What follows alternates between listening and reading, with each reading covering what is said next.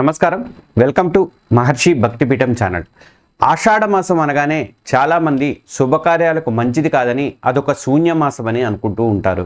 కొత్తగా పెళ్ళైన జంటను కూడా దూరంగా ఉంచేటువంటి ఈ నెలలో అంత గొప్ప ఏముంటుందిలే అని కొందరు అంటుంటారు. కానీ ఇదే ఆషాఢ మాసం మీ జీవితంలో ఒక సానుకూల మార్పునకు నాంది పలుకుతుంది. మీ చిరకాల కోరికలు నెరవేర్చడానికి సహాయపడేటువంటి సంకల్ప సిద్ధి మాసం కూడా ఇదే అని చెప్పి మీకు తెలుసా? శాస్త్రాల ప్రకారం ఈ మాసంలో చేసే కొన్ని సాధారణ పూజలు, చిన్న చిన్న దాన ధర్మాలు అపారమైనటువంటి పుణ్యాన్ని, ఐశ్వర్యాన్ని అందిస్తాయని చెప్పి ఒక ప్రగాఢమైనటువంటి నమ్మకం ఉంది. అసలు ఆషాఢ మాసాన్ని శూన్యమాసం అని ఎందుకంటారు? ఈ నెలలో దాగి ఉన్నటువంటి అసలైన ఆధ్యాత్మికత శక్తి ఏంటి? ఏ పూజలు చేయడం ద్వారా దైవానుగ్రహం పొందవచ్చు? ఈ ప్రశ్నలన్నిటికీ కూడా సమాధానాలు ఈ వీడియోలో తెలుసుకుందాం. హిందూ బంధువులంతా మన మహర్షి భక్తిపీఠం ఛానల్ని సబ్స్క్రైబ్ చేసుకోండి. ఆ పక్కనే ఉన్నటువంటి బెల్ ఐకాన్ కూడా క్లిక్ చేయండి. ఆషాఢ మాసము అపోహలు, వాస్తవాలు. ముందుగా ఒక అపోహను తొలగించుకుందాం. ఆషాఢ మాసాన్ని శూన్యమాసం అని పిలవడం వెనక కారణం ఈ మాసంలో వివాహాలు కానీ, గృహప్రవేశాలు కానీ ఇలాంటి లౌకికమైనటువంటి శుభకార్యాలు చేయకపోవడమే. దీని వెనక కేవలం మూఢనమ్మకాలే కాదు, ఆచరణాత్మకమైనటువంటి ఆరోగ్యపరమైనటువంటి కారణాలు కూడా చాలా ఉన్నాయి. గత వీడియోలో దీని మీద నేను చాలా అంశాలు మాట్లాడాను.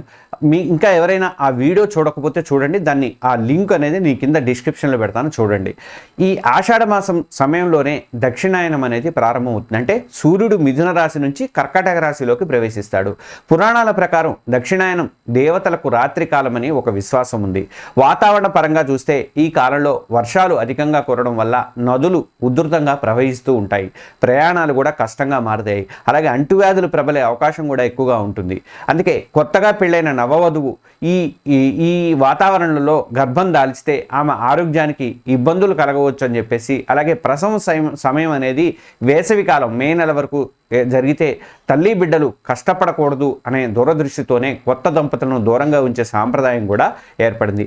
ఇలాంటి లౌకిక కార్యాలకు ఈ మాసం అనుకూలంగా లేనప్పటికీ ఆధ్యాత్మిక సాధనకు కానీ, భగవంతుని అనుగ్రహం పొందడానికి కానీ ఇది అత్యంత శక్తివంతమైనటువంటి మాసం అని చెప్పేసి పండితులు చెప్తారు. అందుకే దీన్ని పూజల మాసం అని కూడా పిలుస్తారు. ఆషాఢ మాసాన్ని పూజల మాసం అని కూడా అంటారు. ఈ కాలంలో దైవశక్తి భూమికి చాలా దగ్గరగా ఉంటుందని, అందుకే మనం చేసేటువంటి పూజలు కానీ, జపాలు కానీ, దానాలకు కానీ విశేషమైనటువంటి ఫలితం లభిస్తుందని చెప్పి భక్తులు నమ్ముతూ ఉంటారు.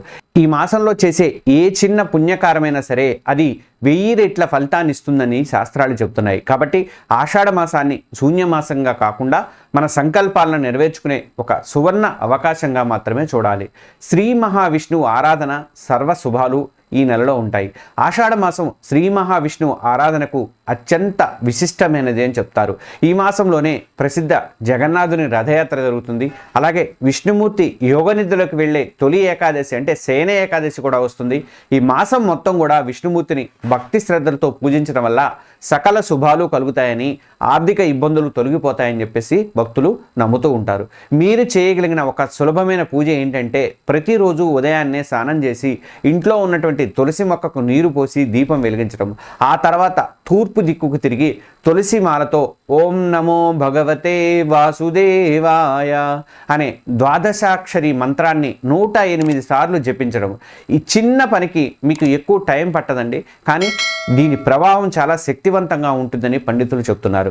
ఇలా చేయడం వల్ల మనసు ప్రశాంతంగా ఉండటమే కాకుండా ఇంట్లో సానుకూల శక్తి పెరిగి సమస్యల నుంచి ఉపశమనం లభిస్తుందని పండితులు చెప్తుంటారు. ఇక ఈ మాసంలో వచ్చే అత్యంత ముఖ్యమైన రోజు తొలి ఏకాదశి. దీన్ని దేవసేన ఏకాదశి అని కూడా పిలుస్తారు. అంటే 2026 అంటే ఈ సంవత్సరంలో తొలి ఏకాదశి జూలై 25వ తేదీన వస్తుంది. అయినప్పటికీ మీరు అనుసరించేటువంటి ప్రాంతీయ పంచాంగాన్ని బట్టి తేదీల్లో కొంచెం గంటల్లో కానీ ఏమైనా మార్పులు ఉండే అవకాశం ఉండొచ్చు. కాబట్టి పూజకు ముందు ఒకసారి మీ స్థానిక పంచాంగాన్ని చూసుకోవడం, లేదంటే పండితుల్ని అడగటం కానీ ఉత్తమం అండి. ఆ రోజు వీలైన వారు ఉపవాసం ఉండి విష్ణు సహస్రనామ పారాయణం చేయడం ద్వారా అత్యంత శ్రేష్టమని చెప్తారు. ఒకవేళ ఉపవాసం ఉండలేని వారు ఉంటారు, అంటే బీపీలు, షుగర్లు ఉన్నవాళ్ళు, కనీసం సాత్విక ఆహారం తీసుకొని రోజంతా విష్ణునామ స్మరణంతో గడపడం కూడా మంచిది అనమాట. ఈ ఏకాదశి వ్రతాన్ని ఆచరించడం ద్వారా తెలియక చేసినటువంటి పాపాలన్నీ కూడా తొలగిపోయి విష్ణుమూర్తి అనుగ్రహం లభిస్తుందని చెప్పేసి పురాణాలు చెప్తున్నాయి. ఇక శివయ్య అనుగ్రహం కోసం రుద్రాభిషేకం చేయొచ్చండి. ఆషాఢ మాసం విష్ణుమూర్తికే కాదు శివుడికి కూడా ఎంతో ఇష్టమైంది అని అంటారు. ముఖ్యంగా ఈ మాసంలో వచ్చేటువంటి సోమవారాలను చాలా శక్తివంతమైనవిగా భావిస్తారు. జీవితంలో ఎదురయ్యేటువంటి అడ్డంకులు తొలగిపోవాలన్నా, ఆరోగ్య సమస్యల నుంచి మనం బయటపడాలన్నా, మానసిక ప్రశాంతత చేకూరాలన్నా ఈ మాసంలో శివారాధన చేయడం అనేది ఒక అద్భుతమైన మార్గమని భక్తుల నమ్మకం. ఆషాఢ సోమవారాల్లో మీకు దగ్గరలో ఉన్నటువంటి శివాలయానికి వెళ్ళి శివలింగానికి మీ చేతులతో జలాభిషేకం చేయండి. వీలైతే బిల్వపత్రాలను కూడా సమర్పించండి. ఒకవేళ మీరు తీవ్రమైనటువంటి ఆర్థిక లేదా ఆరోగ్య లేదా కుటుంబ సమస్యలతో బాధపడుతూ ఉంటే ఈ మాసంలో ఒక్కసారైనా సరే శివునికి రుద్రాభిషేకం జరిపించడం ద్వారా ఆయా సమస్యల తీవ్రత తగ్గి గొప్ప ఉపశమనం పొందవచ్చు అని చెప్పేసి పండితులు చెప్తారు. ఇక రుద్రాభిషేకం అంటే వేద మంత్రాల ఉచ్చారణతో శివుడిని అభిషేకించడము, ఈ అభిషేకం వల్ల గ్రహ దోషాలు శాంతిస్తాయని, సకల శుభాలు కలుగుతాయని ప్రగాఢ నమ్మకం ఉంది. మీకు ఆలయానికి వెళ్ళే అవకాశం లేకపోతే ఇంట్లోనే శివలింగానికి కానీ లేదా శివుడి పటానికి కానీ యథాశక్తిగా గంగాజలం లేదా శుద్ధమైనటువంటి నీటితో అభిషేకం చేసి ఓం నమః శివాయ మంత్రాన్ని జపించినా కూడా సత్ఫలితాలు పొందవచ్చు అని చెప్తారన్నమాట. ఇక వారాహీదేవి ఆరాధన శత్రునాశనము, ఐశ్వర్య ప్రాప్తి వారాహీదేవి ద్వారా వస్తుందండి. ఆషాఢ మాసంలో అత్యంత శక్తివంతమైనటువంటి విశేష ఫలితాలను ఇచ్చేటువంటి ఆరాధనలో వారాహీదేవి పూజ కూడా ఒకటండి. చాలామందికి తెలియని విషయం ఏంటంటే వసంత అలాగే శరన్నవరాత్రులాగే ఆషాఢ మాసంలో కూడా గుప్త నవరాత్రులు వస్తాయి. వీటిని వారాహి నవరాత్రులు అని కూడా అంటారు. ఆంధ్రప్రదేశ్ డిప్యూటీ సీఎం పవన్ కళ్యాణ్ చేసేది ఇదే వారాహి నవరాత్రులేనండి. అవి సాధారణంగా ఈ నవరాత్రులు ఆషాఢ శుద్ధ పాడ్యమి నుంచి నవమి వరకు జరుగుతాయి. అంటే ఈ 2026లో ఈ నవరాత్రులు జూలై 15 అంటే ఈ రోజు నుంచి ప్రారంభమైనవి ఈ నెల 23 వరకు కూడా కొనసాగుతాయి. వారాహిదేవి సప్త మాతృకల్లో ఒకరు. ఇంకా శ్రీ లలిత పరాభట్టారిక దేవికి సైన్యాధ్యక్షురాలు అని శ్రీ విద్య తాంత్రిక ఉపాసనలో చెప్తారు. ఆమె వారాహి ముఖంతో మానవ శరీరంతో దర్శనమిస్తారు. ఆమెను ఆరాధిస్తే ఎలాంటి కష్టాలైనా తొలగించగలదని చెప్పి భక్తులు నమ్ముతుంటారు. కోర్టు కేసులు కానీ, భూ వివాదాలు కానీ, శత్రువుల నుంచి భయాలు కానీ, ఉద్యోగ వ్యాపారాల్లో ఎటువంటి ఇబ్బందులు కానీ, ఇలాంటి క్లిష్టమైన సమస్యలతో బాధపడే వారికి వారాహీదేవి ఆరాధన ఒక రక్షణ కవచంలా పనిచేస్తుందని నమ్ముతారు. ఈ నవరాత్రుల్లో వారాహీదేవిని మనస్ఫూర్తిగా కొలిస్తే అపారమైనటువంటి ఐశ్వర్యం సిద్ధిస్తుందని భక్తులు ప్రగాఢంగా విశ్వసిస్తారు. ఈ నవరాత్రుల్లో ప్రతిరోజు సాయంత్రం తర్వాత స్నానం చేసి అమ్మవారి పటం ముందు దీపం వెలిగించి ఆమెకి ఇష్టమైనటువంటి నైవేద్యాలైన గారెలు, పెసరపప్పు పానకము లేదంటే ఉడికించినటువంటి చిలకడ దుంప, గెన్స్గడ్లని కొన్ని చోట్ల అంటారు, వీటిని సమర్పించడం అయితే మంచిది. వారాహిదేవి మంత్రాలను జపించడం ద్వారా ఆమె అనుగ్రహాన్ని ఈజీగా పొందవచ్చు అని చెప్పి చెప్తారన్నమాట. ఈ పూజల ద్వారా ధైర్యం, విజయం, సంపద కలుగుతాయని సాంప్రదాయం అయితే చెబుతోంది. ఇక ఆషాఢంలో శుభ ఫలితాన్ని ఇచ్చేటువంటి సాధారణ దానాల గురించి ఇప్పుడు నేను చెప్తాను చూడండి. దానం చేయడం వల్ల కష్టాలు నశిస్తాయి అని చెప్పి మన పెద్దలు అంటుంటారు. ఆషాఢ మాసంలో చేసే దానాలకు ఎన్నో రెట్ల పుణ్యఫలం ఉంటుందని చెప్పి శాస్త్రాలు చెప్తున్నాయండి. కోటీశ్వరులు కావాల్సిన పని లేదు. మన శక్తికి తగినట్లుగా చేసేటువంటి చిన్న దానం కూడా దైవానుగ్రహానికి కారణమైతే అవుతుంది. ఈ మాసంలో చేయదగినటువంటి కొన్ని ముఖ్యమైన దానాలు చెప్తాను చూడండి.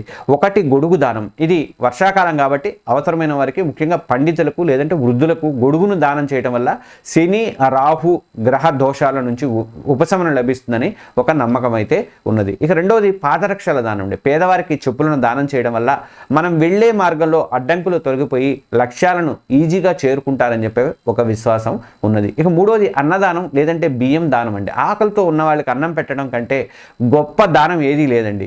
ఈ మాసంలో అన్నదానం చేయడం లేదంటే ఒక పేద కుటుంబానికి బియ్యము, పప్పులు లాంటివి దానం చేయడం వల్ల కూడా జీవితంలో అన్నానికి లోటు అనేది ఉండదని విశ్వసిస్తారు. ఇక నాలుగోది వస్త్రదానం అండి. అవసరమైన వాళ్ళకి బట్టలను దానం చేయడం వల్ల ఆయురారోగ్యాలు వృద్ధి చెందాయని నమ్ముతారు. ఈ దానాలు చేసేటప్పుడు నేను ఇస్తున్నాను అనే అహంకారం లేకుండా భగవంతుడి సేవగా భావించి, మానవ సేవే మాధవ సేవ అన్నట్లుగా భావించి పూర్తి భక్తి శ్రద్ధలతో చేయడం అనేది చాలా చాలా ముఖ్యమండి. ఇక వివాహ యోగం గురించి.